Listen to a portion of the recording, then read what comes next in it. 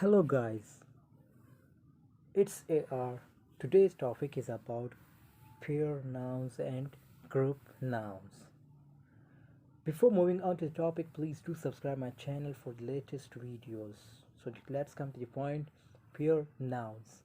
We use a pair noun for a thing made of two parts which are the same, like jeans, trousers, scissors, ties, binoculars, shorts, etc. These all have two parts. So these all are called pair nouns. It's noticed pair noun is a plural and takes a plural verb. Like these tights were quite expensive. I can't say this that this tight was quite expensive. It will be totally wrong. So these tights were quite expensive.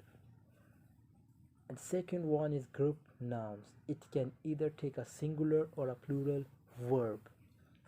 For example, the team was playing well, or the team were playing well. So here was and were anyone can be used, but people usually focus on was, so it's better to use one form. It means was. Its other example can be taken as like the government is in crisis or the government are in crisis. So both are right, whether you want to use is, whether you want to use are. The choice depends on whether we see the group as a whole or as an individual people.